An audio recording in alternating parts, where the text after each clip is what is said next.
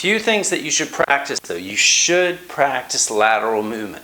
Why? Because we spend all of our time, look what you do, think about it. Everything you do is pretty much walking forward. Every once in a while you might take a step back if somebody says something to you. Think about how little time you spend walking side to side, and especially running side to side. Now if you play basketball all the time, it might be different because of defense, but most of us really, we spend all our time just going forward and maybe once in a while a step back, okay? Not very often backwards, but just forward, forward, forward. I've got a theory that a lot of these guys are getting these ACL injuries, like in basketball and in other sports, football and everything. It's a lot of new training techniques really seem to emphasize going forward. You know, box jumps, that's still a forward and back jump. A lot of times guys do that. You know, running with tires. It's amazing how many of these training techniques are just about, you know, forward and back, sprints, forward and back. Whereas, say, when I was a kid, we did endless, like in basketball, endless side-to-side drills, defense drills, you know, this type of drill, side-to-side. We did endless in boxing, just endless. I mean, it wasn't just warm-ups going around in a circle like you do in warm-ups. It was literally, we constantly circled, a lot of times to our left. I think there's something to some of these, you know, now nobody wants to circle. They said, never circle left, but maybe we're losing some lateral movement training. But here are a few things that you should do. You can work these into your warm-up. You can do these things on a leg day, and they will help.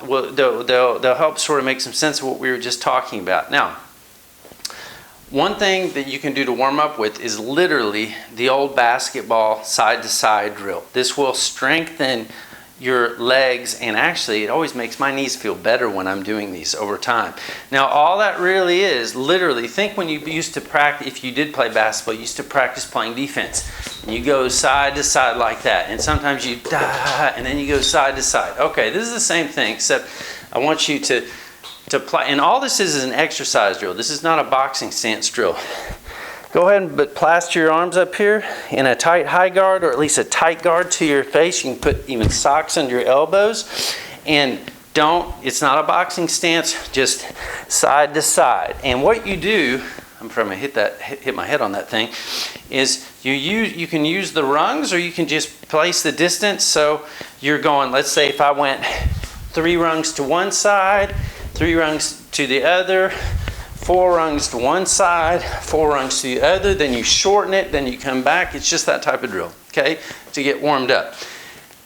After you get warmed up, a great drill to practice is a jab step with the ladder. So again, I'm not going to do it because I'm afraid I might accidentally step on this thing. It's going to slip out from under me, but you can see, you'll understand what I'm talking about, which would be you step into the ladder. I'll do it just now.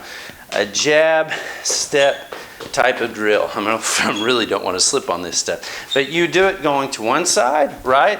So it'd be like this jab step. It's not an L step. It's not an L step. And then you go back.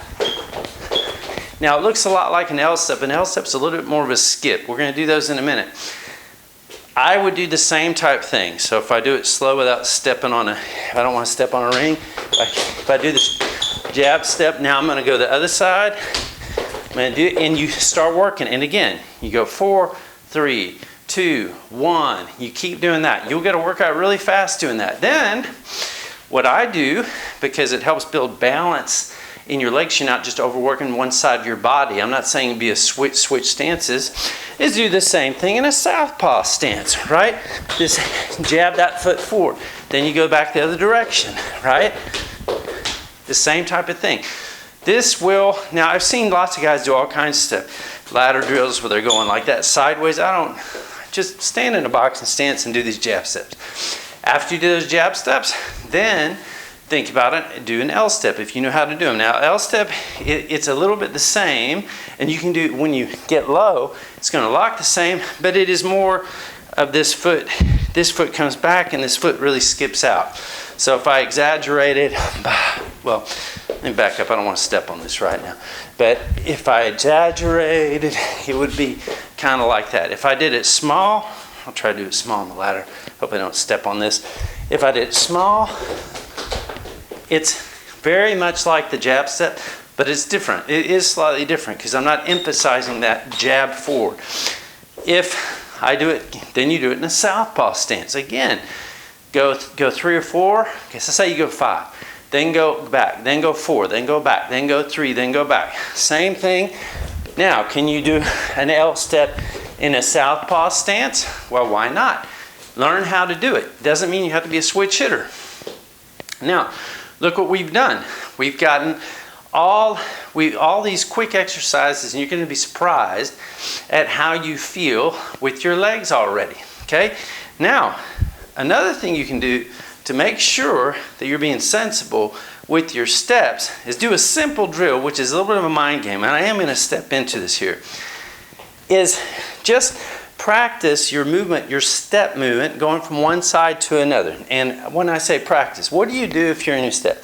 You step, this foot's going to go first, then this step's going to go here. Why do I say that? Because a lot of us, what we'll do, you got to teach your mind not to do this, is you'll get here and you'll start to go this way and you'll step and then you'll catch up and you'll step and you'll start crossing your feet. So this is kind of a way to sort of make sure that your mind's in the right place, right? So here we are, I step, right? I step. I'm already stepping on these things. See, they're going to slide up from under me. Let me back up so I'm not stepping on. But if I'm worried about getting my foot in here, just a step, just a step, just a step, to make sure that I'm not stepping with the wrong foot to begin with. The same thing going back. When I go back, my left foot's going to go first. The same type of thing, right? Right? So that kind of can make sure that your mind, that you don't start accidentally crossing your feet when you're not thinking. Now, what else can you do as far as lateral movements? Think about the Ricardo Lopez slip, side to side and slip. So again, stand here in a box stance, but don't stand in a stance so much. Just go ahead, because he would do this. He would actually get squared up, go to one side, but look what he would do. He would go to one side, and then instead of just going straight back, he would sink down low, and then go back to this side. Sink down low, sink down low, sink down low. Another exercise that you can do to help your lateral movement, you'll fit in your legs. Then what can you do? Again, go ahead and stand squared up. This is a little bit of a chocolatito type of move, or actually maybe a Carbajal. Seems like this is the same type of thing as when we used our bumps, except it's a side-to-side bump kind of kick out drill. So you're going this way, and then on the last one, you kick out. You come back, you go this way, on the last one, you kick out. You come back, you can make it shorter, right? You can make it longer. I don't want to hit that wall, whoops, or the plant. You see what I mean? This isn't the place to do the full sets. So look how many lateral movements you've already got. But that's not all. You can start experimenting with these things. For example, when you would see Holyfield, a lot of times he would work in something that was a little bit like an L step with a slip going to his right, okay? So it would look a little bit like this. He's here, and then he would, that type of movement. You can practice even just a combination of what we just talked about. You can practice coming up in a skip step and then going to the side. Go to this side. Right now I am in a boxing stance. I'm doing this skip step, but I'm practicing keeping my feet separate. If you mix in these lateral movement exercises, and then you go and you practice the cutting off the ring type exercises, but you can start mixing them all up. And I'll give you a quick example of how that would look. Okay, so I've been blasting through this, but let's imagine you want to practice, you just go out to your yard and you can practice some different moves. How are you going to combine this stuff to practice cutting off the ring when you're shadow boxing? Now, right now, just forget about combos. But look at all the combinations you can come up with just by footwork combinations you can come up with just by practicing those lateral movement drills and what we talked about with the gallop step. Okay, first of all, you're out there. You can always just practice your steps, right? To gradually cut off somebody in the ring. Okay, that's one thing. You can always practice an L step. You can always practice a gallop and then an L step, right? You can always practice, like I said, the gallop step to the side and then straight here, right?